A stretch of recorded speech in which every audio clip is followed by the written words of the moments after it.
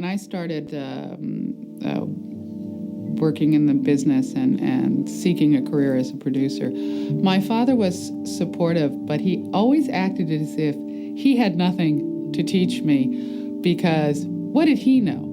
Let me call so-and-so. You should talk to them. They know a lot about movies. He always sort of acted as if, well, you know, what am I? I'm the actor. What do I know? I don't know anything. I can understand you getting a crap game and losing $700 you didn't have, but how did you lose your pants? In a lady's bedroom. Trying to raise the cash. Almost had it made, too. When he made The Professionals, he would have been pretty much at the waning end of the height of his career. I mean, he certainly was very much in demand. He was now becoming recognized as an actor. For the first half of my father's career, he was a guy who did his own stunts. He was a B-movie star, sometimes in A movies, but really a hunky guy. And until From Here to Eternity, probably never recognized for his acting, regardless of how hard he might try to go in that direction. What's the proposition? You won't lose your pants. Your life, maybe, but what's that? So by the end of the 1950s, he was probably the most powerful star producer in Hollywood. He'd liquidated his company and then started just before The Professionals, leading up that half-decade, to make really heavy-hitting pictures like Elmer Gantry, Judgment at Nuremberg, The Leopard, Birdman of Alcatraz. And after The Professionals, he makes The Swimmer.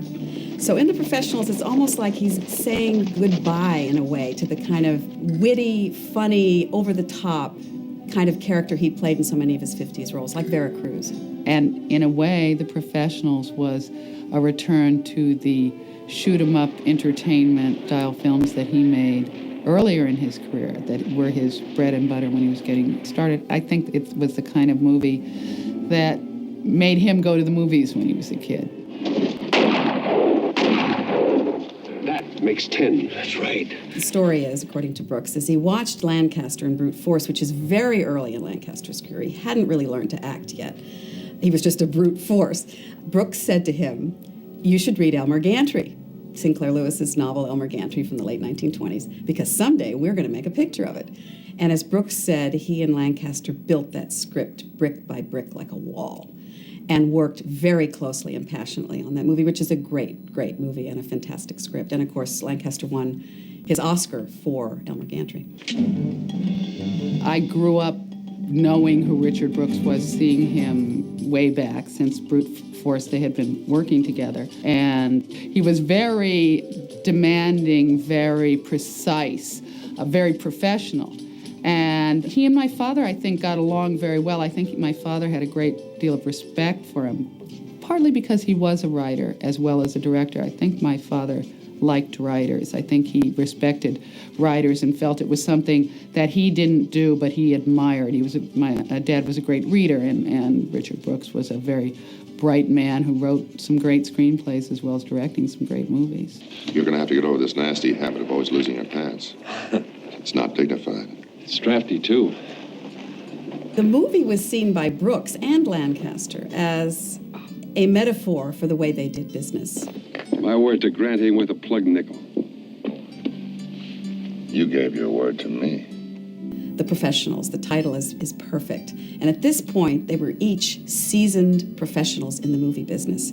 So this story, which is almost as ritualized and formalized as a kind of a classic drama, whether it's Greek or Japanese, it has a kind of a formality to it in the lines and in the structure of it.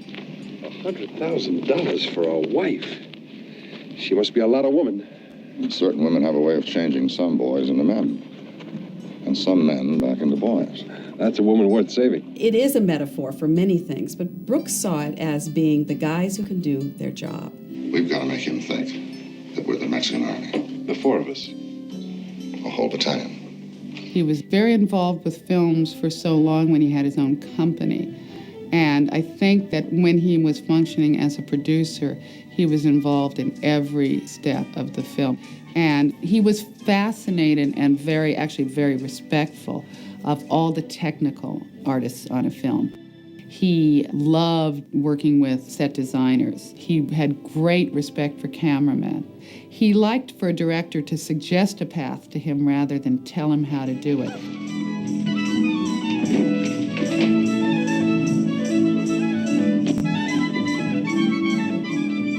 father was very comfortable in the physical world. I mean, I remember this from childhood. He would walk into a room on his hands. He taught us all to tumble because all kids should know how to tumble. He was very comfortable with physical space. I think that when you look on camera, you see that he moves very well because he just really understands his relationship to the world around him.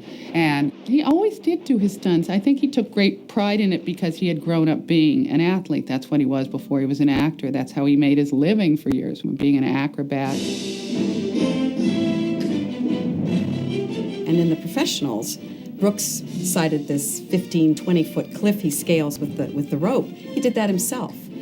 That was part of his persona. It was a certain authenticity and a certain integrity. So the audience knew that what they were seeing on the screen, they were actually getting. It wasn't faked, and that was very important to him.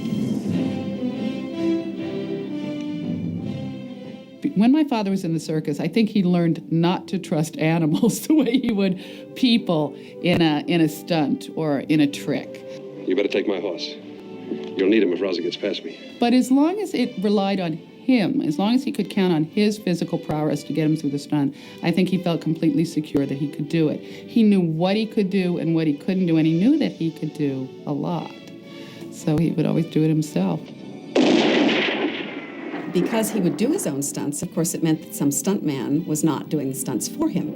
In order that he didn't feel as if he was taking the money away from, or a job away from someone, the money that would have gone to a stunt person to do his stunts, Lancaster donated to the home for older actors and stuntmen in Hollywood.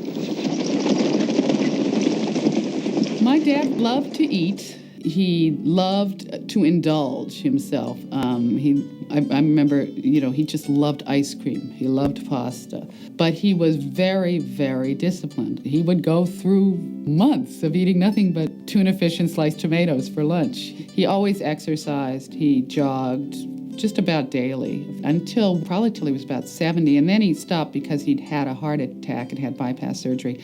And then he would walk. He was very, very strong. He had in his office, he had a rope always, which he would just climb to the top of and, then shimmy down.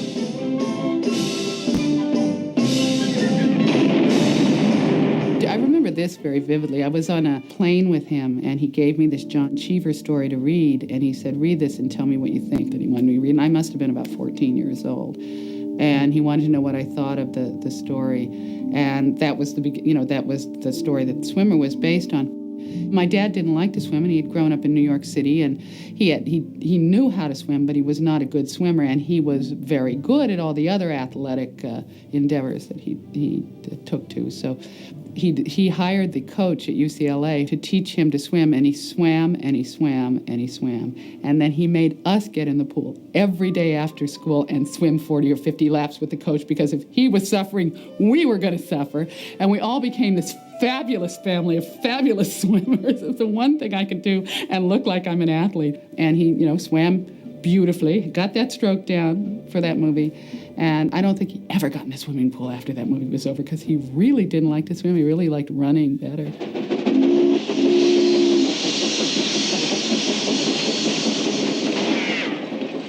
My dad was one of those people who knew how to be still.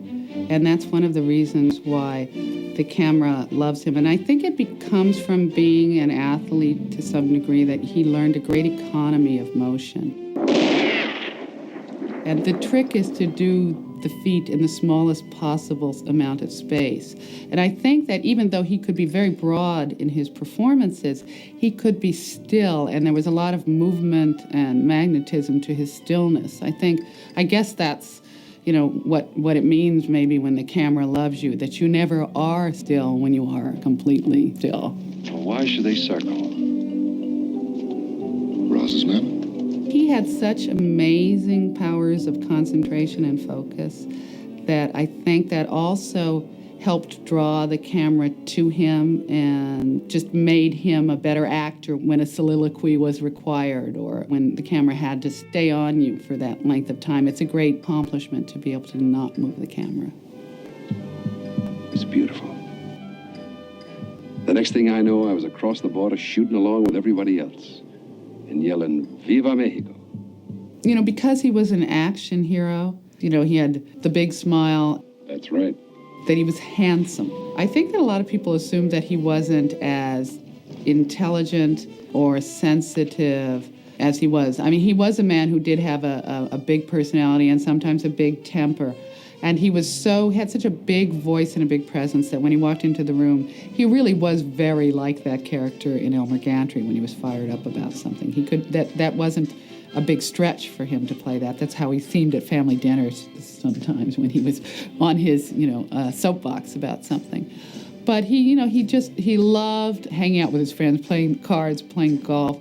He loved reading. He did the crossword puzzle every morning. At the same time, he was somebody who really did like solitude a lot. And he was a big movie fan, but he was so critical of movies. Well, for one thing, I don't think he necessarily wanted to go to a premiere or anything like that.